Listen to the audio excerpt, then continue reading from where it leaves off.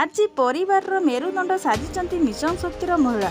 ଉପାନ୍ତରରୁ ଉପକୃଷ୍ଟ ସବୁଠି ମହିଳା। ମୁଖ୍ୟମନ୍ତ୍ରୀ ନବୀନ ପଟ୍ଟନାୟକ ଆନ୍ତରିକତା ଓ ହୃଦୟଙ୍ଗମ ହେଉଛି ବିଶ୍ୱାସର ଉଡ଼ାଣ। ମିଶନ ଶକ୍ତି ସବୁଠାରୁ ପ୍ରିୟ କାର୍ଯ୍ୟକ୍ରମ। ମହିଳା ସ୍ୱୟଂସହାୟିକା ଗୋଷ୍ଠୀ ପାଇଁ ଆଶୀର୍ବାଦ ପାଲଟିଛି। ବିନା ସୁଧରେ ଋଣ ବାର୍ଷିକ 10 ଲକ୍ଷ ଟଙ୍କା ପର୍ଯ୍ୟନ୍ତ ରହିଛି। ଆସନ୍ତୁ ଜାଣିବା ସମ୍ପୂର୍ଣ୍ଣ ଖବରଟିକୁ ଜାଣିବାକୁ ହେଲେ ଭିଡ଼ିଓଟିକୁ ଶେଷ ପର୍ଯ୍ୟନ୍ତ ଦେଖନ୍ତୁ। ଆମ ଚ୍ୟାନେଲ ସହ ଯୋଡ଼ିବାକୁ ହେଲେ ଚ୍ୟାନେଲକୁ ସବସ୍କ୍ରାଇବ୍ କରି ପାଖରେ ଆସିଥିବା ଘଣ୍ଟି ଚିହ୍ନକୁ ଦବାଇ ଦିଅନ୍ତୁ।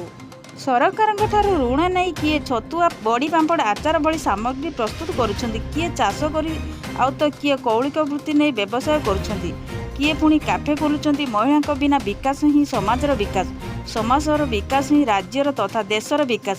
ଏହି ମୂଳ ମନ୍ତ୍ର ରାଜ୍ୟ ସରକାର ମିଶନ ଶକ୍ତି ଆଜି ନାରୀ ଶକ୍ତିକରଣ କ୍ଷେତ୍ରରେ ଆଣିଛି।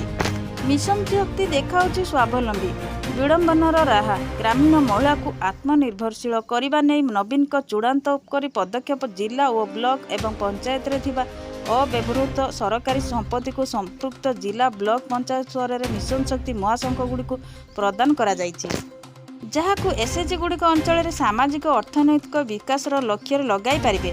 ମିଶନ ଶକ୍ତି ମା'ମାନଙ୍କ ଉତ୍ପାଦ ସାମଗ୍ରୀର ଅନଲାଇନ୍ ପୋର୍ଟାଲ ଜରିଆରେ ଇ-ମାର୍କେଟିଂ ବ୍ୟବସ୍ଥା ସହ ଶୁଭାରମ୍ଭ ହୋଇଛି।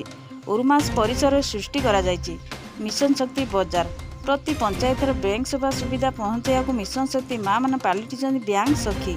ସେପଟେ ଏସ୍ଏଚ୍ଜି ମହିଳାକୁ ଡିଜିଟାଲ ଦୁନିଆରେ ପାଦ ଥାପିବାର ସୁଯୋଗ ଦେଇଛି ମୁଖ୍ୟମନ୍ତ୍ରୀ ନବୀନ ପଟ୍ଟନାୟକ। ମିଶନ ଶକ୍ତି ମୋବାଇଲ ଆପ୍ରେ ମିଳୁଛି 6 ଲକ୍ଷ ଏସ୍ଏଚ୍ଜି ଓ 70 ଲକ୍ଷ ଏସ୍ଏଚ୍ଜି ମା'ମାନଙ୍କ ସମ୍ବନ୍ଧୀୟ ସୂଚନା। ମହିଳାମାନଙ୍କୁ ରୋଜଗାର ରାହ ଦେଖାଇଛି ମିଶନ ଶକ୍ତି। ମହିଳା ସଶକ୍ତିକରଣ ଓଡ଼ିଶା ଆଜି ଅଗ୍ରଣୀ।